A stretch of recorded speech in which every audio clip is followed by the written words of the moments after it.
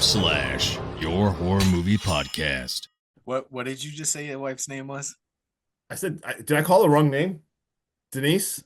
All right, because I swear to God, I thought you said linguiça. Oh my God. Sorry, I love like the chicken sausage and stuff. I'm like, yo, what's up, linguiça? Linguiça.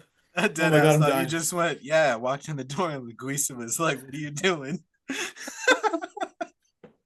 All right, let's talk about woods and cabins and shit. Oh my God. Oh, All right, you ready? yeah, let's do this before linguiça walks in. Okay. Welcome back, Hack Stab Slash Wee Boy Hacky. One of his favorite breakfast sandwiches out there is a linguiça, egg, and cheese on possibly a bagel. Every once in a while, I do like it on a biscuit. Justin, what about you? I just like chicken sausage and tots, man. Lots of ketchup. But what is up? Because This you're is 3 Justin. years old. I don't know. Hey, don't diss ketchup. We got Welcome back, Hack Stab Slash, to another of our 31 for 31. And on this 31, we're doing what might be one of my favorite modern day horror movies. And I don't even know if we can continue to call it modern day because it's entering classic territory where it's almost what? I think it's like 15 years old now. Yeah, it's 13 years old, so it's been a minute since this one came out. Yes, we are doing The Cabin in the Woods. Let's go. I love this movie so much. Yeah, you do. I do. And I wish our workplace was as fun and nonchalant and laid back as this opening office scene with Steve and Gary, because right away you feel like this is going to be a fun movie because Steve is bickering to Gary about how him and his wife are getting ready to have a baby, and it's not even like confirmed yet, like it's just a possibility, and she's already baby proofing cabinets and this, that, and the other thing. And then Steve turns right into like the needy little girlfriend, and he's like, oh, you even listening to me? Hey, what are you doing this weekend? Do you want to come over and hang out? I got some power tools. I might need to liberate my cabinets. Dude, when I first, well, like the first time I watched this, I forgot what I like because you hit play and then all of a sudden, like you said, it's like you see these guys walking in a building, and I'm like, aren't I watching like a wood slasher? And then you see him like you said, it's dumb, stupid banter, but then all of a sudden they're like discussing like preps for like they're saying like words like ritual. And then he's basically like, "Oh, Sweden failed," and you're like, "What?" And he's like, "Well, it's Can't only trust us." the Swedes. Yeah, I can't trust. And I'm like, "What is happening?" And it's like, "Oh, it's only us and like Japan right now, like left to secede." And I'm like, "What the hell just happened?" And then right after that is you switch to you meet the crew. But right away, I was just like, "What the hell kind of opening scene was that? Like, why Yeah. like the Swedish? Like, what are you talking about? You in Japan?" Like, and then all of a Yeah, sudden it goes you right even to see like the cameras of like a church on fire. You yeah. see Kyoto with like the kids in the classroom. Like it is wild. And right now, if you don't know anything about this movie, you're thinking like, are they making all types of horror movies? Like Yeah, what am I about to dive into right now? I was very like confused. And then it's just stereotypical slasher, right? Oh, You, you, 100% stereotypical like, because we do meet. What do we meet? We meet Dana, the yeah, heartbroken student who was sleeping with her professor, who gets yeah. broken up with via email. Jules, the hot pre-med girlfriend of the studly but like smart jock Kurt, also Hmm. Thor, very handsome. That Yep. guy has washboard abs. I'm gonna stop because yeah, that's like my man crush. I was Our gonna say, what's happening love here? interest Holden, who's everyone's favorite stoner, Marty. I Yep. love Marty. Oh yeah, and like I said, it's so stereotypical. Oh, these guys, guess what? Kurt's cousin's got a cabin in the woods. You meet Marty, the dude comes in smoking like a bong as he's driving. Like Dude's he like, clear, hey, fun fact, cops will never pull over a man with a bong in his car. Why? Because they fear this man. like ridiculous. Like you're like, all right, well now I'm watching just like a normal slasher. Everything's so stereotypical. Blah blah blah. They get some banter, fun stuff. They seem cool, and they hit the road right away in the camper. And all the tropes, ready? I mean, they're driving. Guess what? They stop at a gas station, and same thing. You've seen this scene in a million different slashes. Throwback trope. Super creepy. I mean, there's a crazy guy, They and call him the Harbinger. yeah, They creepy legit, guy, his name is the Harbinger. the Harbinger. And it is funny because you're like he's very creepy to all of them. And dude, right away you fall in love with Marty because I mean, I know you know the quotes. Like tell him what Marty Which says to war him. was that? Was that the one with the blue and the gray, perhaps brother on brother? And he's like, "You got something to say, boy?" And he's like, "Well, see, you were pretty rude to my friends back there." And then like they do go back and forth. They chirp at each other a little bit. And then when everyone leaves, you can hear Marty go, "I hear the railroad is coming through any day now. That'll be big. There'll be streets Yeah, paved with actual street." that made I love that so much. And then like they leave, they keep going through the woods. As they go through the woods, you do see like a bird hit like a force field out of just it. A bird just flies and Yeah, hits electrical force and yeah. dies. And that's all that you just see them like whatever. They arrive and it's the Evil Dead cabin. It's literally, I mean, throw all the red flags right now. It's Oh, just right off the rip. Right off the Evil rip. Dead. I mean, they It walk didn't in that and yeah, go that ahead. that shield that the bird flies into. Yeah. I don't know why, but I feel like Jason X when he's in that like hologram room when he's fighting Oh the yeah, yeah, campers. yeah, I'm yeah. like, is this what they're entering into right now? Is this Yeah. how these people are doing it? Because this movie shows no hidden features of what these people in this office are trying to do to these kids, and they're running these two stories side by side, like at the same time, and it's working perfectly so far. So far, so good. And when they get to the cabin, I mean, all the red flags in the world. The paintings are terrifying, Dude, like we got a creepy two-way stuff being mirror. ripped apart. And like you said, behind one of them is the two-way mirror, and you like, and they're being watched. And you see, like you said, you see them going back to like the control room, and they're literally talking about like manipulating these kids, talking about pumping sex hormones in, talking about hair dye, Yeah, like to this is make her a little more stupid. Stummer, and they're talking about, oh, we have the Harbinger on the phone, like the gas Bro, you station love guy this scene, calls. don't you? It's, I didn't even go. I mean, if you want to, I just wrote Harbinger calls in and stuff. If you want to, if you want to talk Dude, about it, Steve puts him on speakerphone, and this harbinger is just giving him biblical scriptures. And keep in mind, this harbinger, his real name in the movie is Mordecai. And while he's doing this and like giving them a warning, they're mocking him. And he's like, "Do you got me on speakerphone?" And he's like, "Oh shit, yeah, let me take you off real quick." And he waits a second, taps the desk, and goes, "All right, you good?" He goes, you're "Hey good. man, that's pretty embarrassing. I don't know who's listening in the room." Like, turns back into like a normal human being. Goes And then right he back. goes, "All right, so these this scripture and the death," and like he gets, like I said, really biblical. And then they just start laughing at him and mocking him. And I'm like, "Oh my god, this is amazing." It is But right so after that, funny. we see the betting board, Justin. And this just shows you that these people need to like blow off some steam, because this betting board comes out and every worker in this office comes out for everyone who's pulling the strings behind the scenes. And you have to be incredibly ruthless and just be able to shut your brain and your heart off to do this job, because they're betting on what's going to come out and Monsters and what's going to stuff. kill these guys and how everything's going to turn out. And I don't understand why so many movies have such a hard time giving us scenes to connect with characters in. I mean, not only do we connect with the office people real fast, but I mean, this is the next set of scenes is just a bunch of kids swimming. Then they're playing some harmless truth or dare. One of them even makes out with a wolf's head. I won't say who it was. It was Justin. And then they venture into the Happens. basement to do foolish things like touch all of these very clearly haunted items Every that red flag probably ever, belong to Ed and Lorraine, ever, and just right? ignore it. And one of them picks up a journal and she fucking reads from it, Justin. Let's read from it. And then That all while Marty's like, "Hey, why don't we go back upstairs? Like, let's not read that." And then she goes, "Well, wait, there's some Latin." He goes, "All right, seriously, I'm drawing the line. Let's not read the Latin." Latin, And then you hear something in the background go, "Read it. Read it out loud." He's like, insane. you guys didn't hear that?" He's like, "You fucking heard that." Like, Marty knows what's up.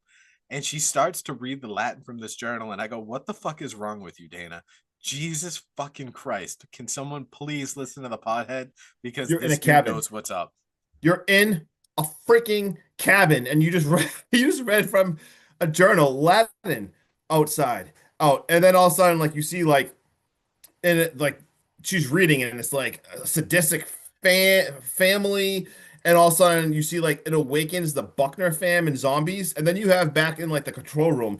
And one of the guys is pissed because he really wanted to see a merman. He's absolutely pissed. They're seeing the people. They're celebrating, and but then also you realize, oh shit, because you see Japan real fast, and you see like you see the grudge ghost like in the classroom, like attacking kids and Dude, everything. it is mayhem over there, and I want to see that movie too. I was just gonna say, could you imagine if we got the Japanese version?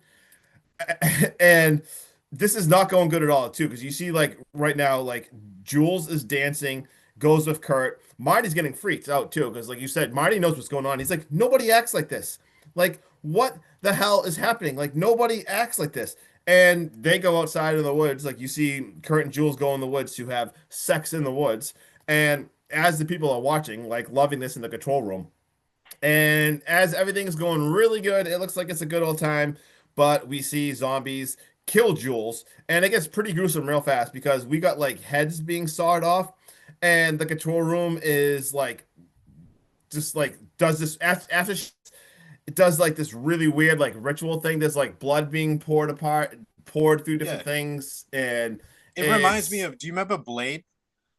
nope, never saw it. No. Oh, all right. That's gonna be on the list because there is a scene where Frost is trying to become like a blood god, Yeah, and as he like kills all these vampires, you see this blood running down these walls, and it like drips onto his head, and it's crazy.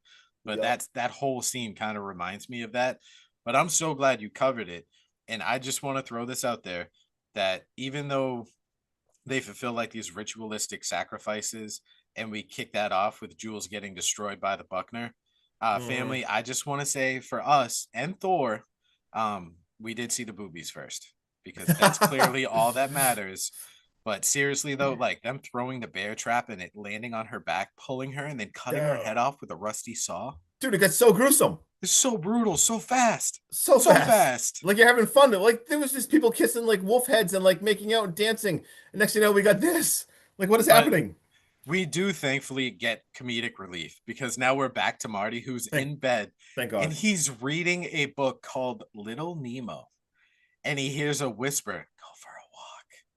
And he calls bullshit. And it's go for a walk outside. And he's like, "No, no, like I can hear something. Stop that." And he stands up and he is like, "I am in control of my own mind. And I'm going to go for a walk."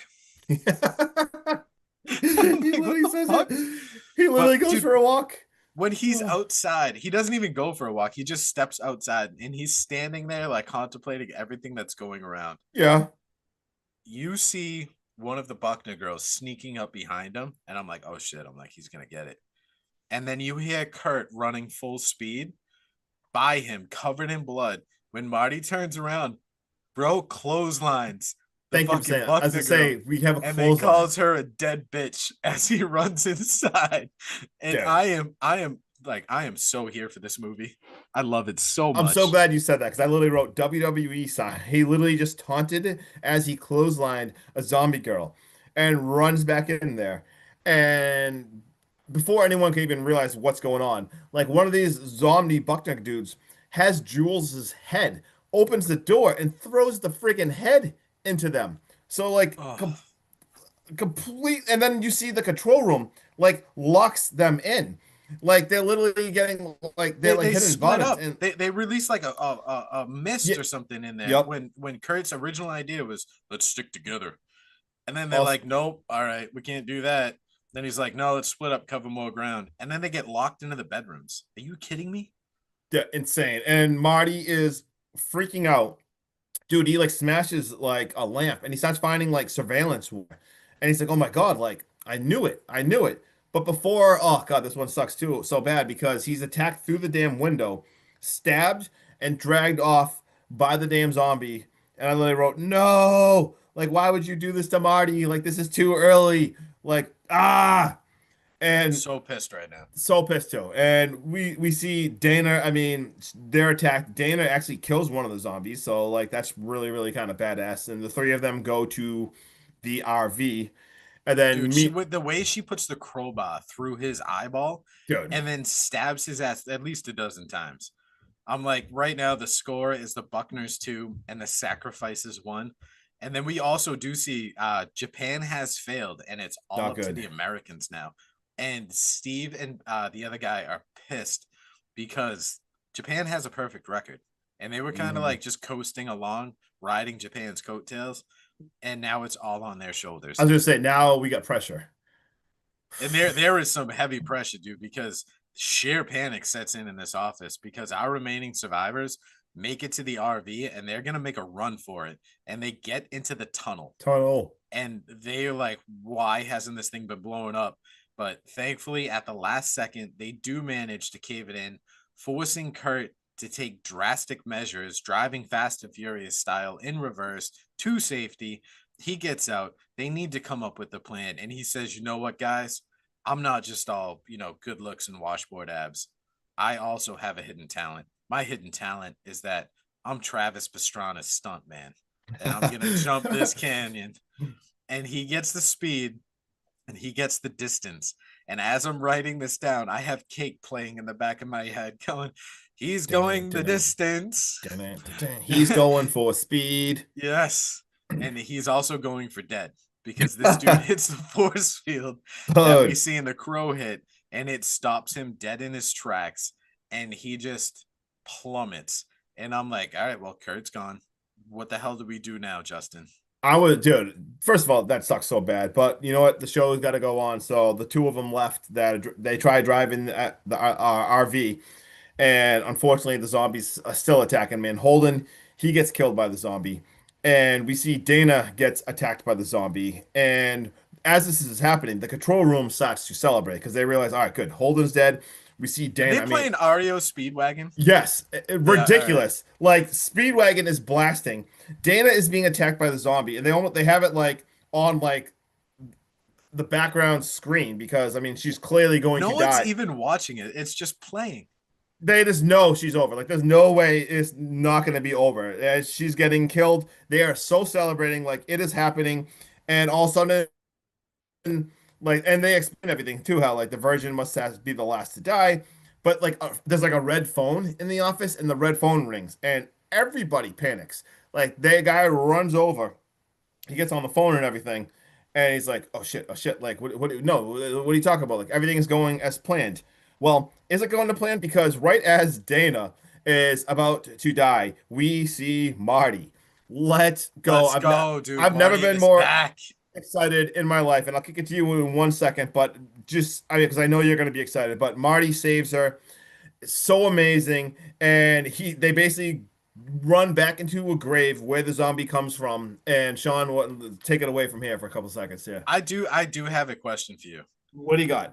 If you're alone in the room and you have to make a choice, Mm-hmm. do you answer that red phone Ugh. or do you answer the black phone?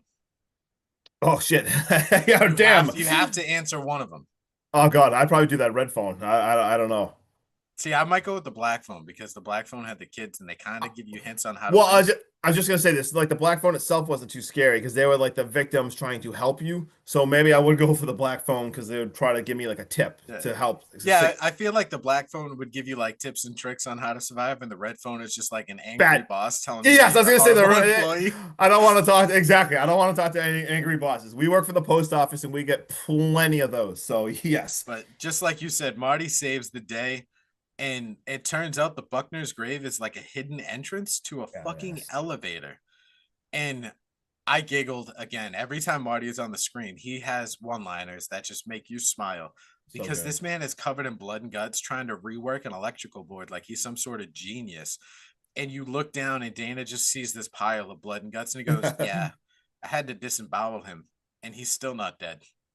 But this So funny. elevator just this might be the best scene in the movie or like the most like oh wow scene in the movie because we see Mm. that this is a cube system and that there is so many different things going on down there. They bump into a ghost, they come almost face to face with a werewolf, they see this ballerina with these crazy ass teeth, we get cinnamon bites, and all these. Yeah, I said that just Bro, for you. did you just call Cinnabites cinnamon bites? I did that just for you. I just Sorry. wanted to put the icing on top. Oh, my bad. Oh, God. All right, keep But going. it zooms out and we Oh, see there are hundreds of these cubes and they are constantly shuffling, just like the house in Justin's backdrop. yeah. And this Oh, just looks absolutely amazing. And once the elevator gets to this ground floor, it opens and we see a security guard holding them at gunpoint. And this man is straight panicked and has no idea. Like you can tell he ain't never dealt with anything like this. And he's no. clearly not fit to be in whatever role he's supposed to be in because the second this arm touches him, he panics, starts shooting it, and this gives them just enough time to like get away.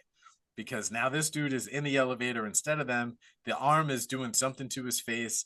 It's just absolute mayhem.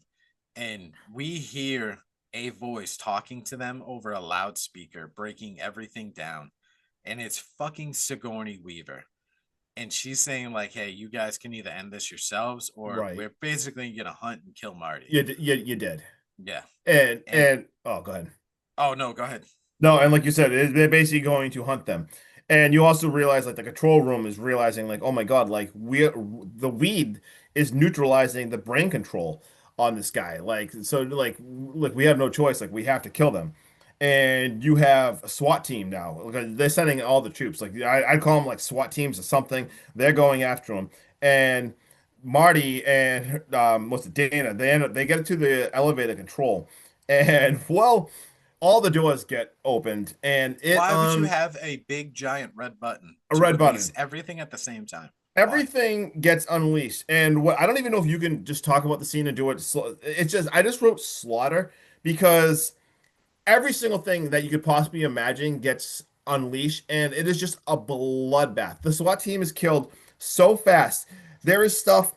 I mean, you have unicorns running around killing You've got people. unicorns. You literally have everything you can possibly think of. This is what nightmares are made out of. Yeah, And like I said, like you just said, it is very hard to describe this without taking up too much time. But once they release these monsters with one press of a button, I go, the body count has risen from what, like three to to like 30 in the matter of it's seconds. And I seconds. fucking love this. Dude, you have the purge people. Like the purge people are in this thing. You have every ghost. You have every single thing ever killing.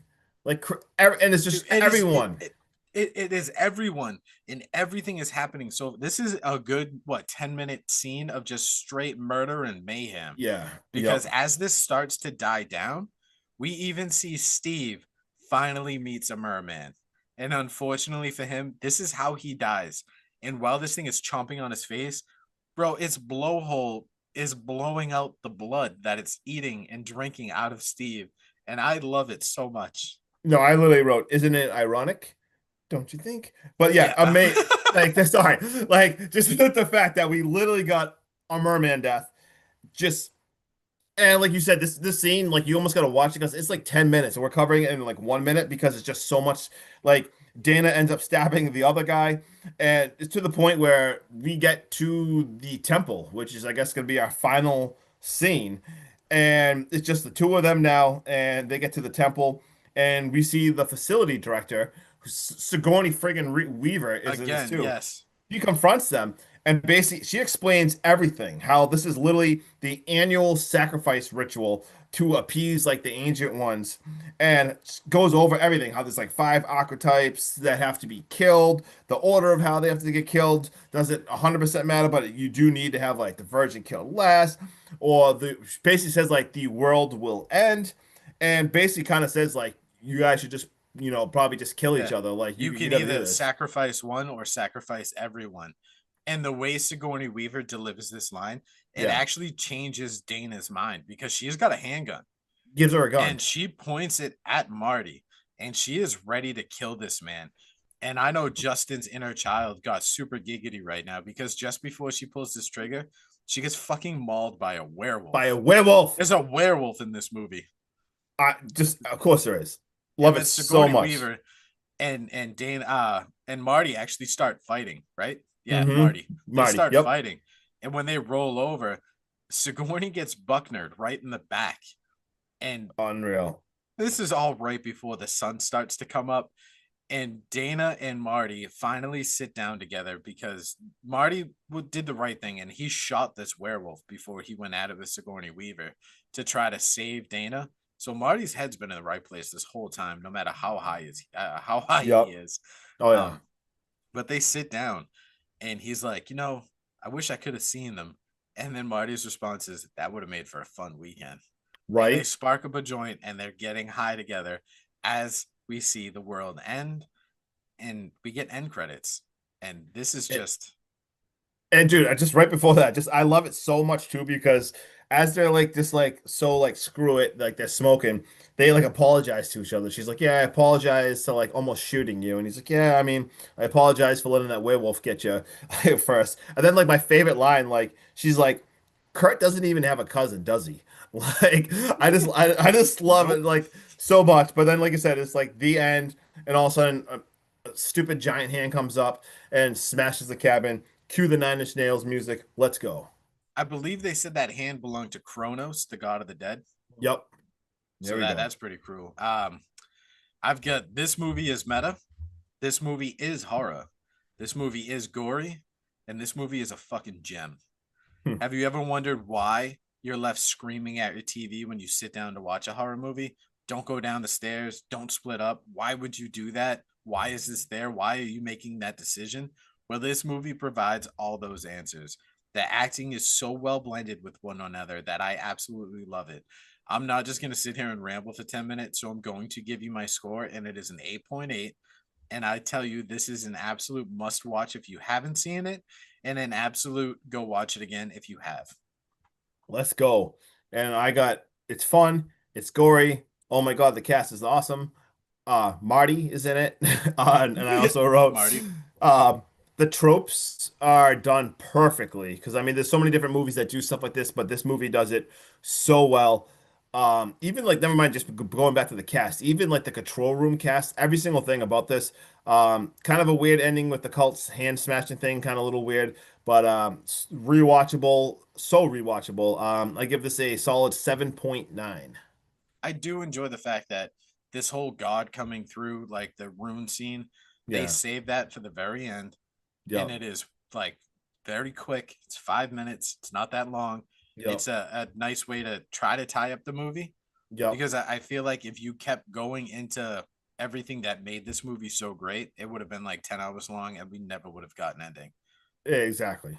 So I feel like this movie, for as perfect as it is very hard to give it the ending that would satisfy you. And I think quick, cut, right to the point, good way Yep. to do it. Sometimes you just need a big hand smashing shit, man. All right, we got this is a flat 7 on IMDb. All right. No, we got a tagline of if you hear a strange sound outside, have sex. That is ridiculous. The thermal coffee mug slash bong was a fully functional mug Dude, and bong what? as portrayed in the film. This prototype cost them about $5,000 to make. That is imagine having like who has that right now? Like someone had that exists in our world. That's sick. I'm about to go Absolutely on insane. eBay and try to find that as long with the ring. I need to look that up. Like I want to know who has it. That was literally my first fun fact. I wrote somehow the script was written in 3 friggin' days. Insane. Amazing. Richard Citroni portrayed the werewolf in this movie. He also portrays Pierce, the werewolf in Underworld 2003, Underworld Evolution 2006, as well as a random lichen creature in Underworld Awakening 2012. So clearly that man was born to play a werewolf. What does this dude look like if his calling in life was to be a werewolf? This dude must be friggin' huge. Like shout out that dude. This is somehow also like I mean, never mind the script was written in 3 days. This is Drew Goddard's first movie directing. Like absolutely insane. You know what else is absolutely insane? What? The fact that it is a full 44 minutes into the movie before our first kill I crazy. does not feel like it. It feels like this movie starts at 1,000 miles an hour and does not stop. Right? And then when it does kick up, it's like, holy shit, you can't even keep up. I love that you see Heather Langenkamp's friggin' was in the makeup crew in this. Yes. Like, amazing. Like I'm pretty sure I think they might have said she had a different name in it too. She didn't. She had a Yeah, different she changed her name. Yeah, last name or something. But I thought that it's was her and really her bad. husband's special effects Special company. effects company. Love that so much. Yes. Among the possible choices on the faculty's betting board are the following: werewolf, alien beast, mutants, wraiths, zombies, reptilians, clowns, witches, sexy witches, demons. Yeah, Two the different sexy kinds. witches were killing Krill. They Oh, didn't want to yeah, come here. Oh no, yeah, those were exactly. vampires. My bad. Those are vampires. We get a hell lord, angry molesting tree. Would have loved to have seen that. Giant snake, deadites, mummy, the bride, the scarecrow folk, snowmen, dragon bat, vampires, Dragon Bat. dismemberment goblins, sugar What the plum fairy, a merman, the reanimated, unicorn, Horon, Sasquatch slash Wendigo slash Yeti. Where's the Puckwitchy? I know, Uh, right? Come on. Dolls, zombie redneck torture family, the doctors, jack o' lantern, giant, twins, and Kevin. Kevin? Yeah, we talked about this in the last one. Kevin is the fictional character from oh, I'm drawing a blank on the movie. It was played by Elijah Wood. Okay, I was just like, where did that come from? Yeah. All right, that was a lot to process. We got this was a $30 million budget. That is a lot, and it crushed at the box office with over 70 million. Justin, do you know what the body count is? No, All right, so I the can't. body count depicted in the movie is actually 69, including all the office workers. The implied body count is 6,873,741,554. Well, right before you said that, I was just gonna say, well, hold on. I think I do have a guess. I don't know the number, but I was going to say, I'm pretty sure it's the world. Yeah, everybody. Everybody. Yeah, the death count. Yes, everybody. The only thing, what do I have left? Maybe I have two things left. I got for the makeup scene of the wolf head, they covered the wolf's tongue in powdered sugar for the dust, so it could actually be like kissable, tolerable for her to make out with. I thought that was pretty funny. She's got a sweet tooth. Yep. Whoa. All right, so for my last one, some of the additional monsters not listed on the whiteboard, but seen in the cells on the monitors later are we've got Justin's biggest fear in life, a giant tarantula. Oh, hell no. We also see two dogs or wolves, not like a werewolf, but like two big ass wolves. Yep. We see a large frog, ribbit, a giant centipede, an obese man. Now, I take offense to that. Damn.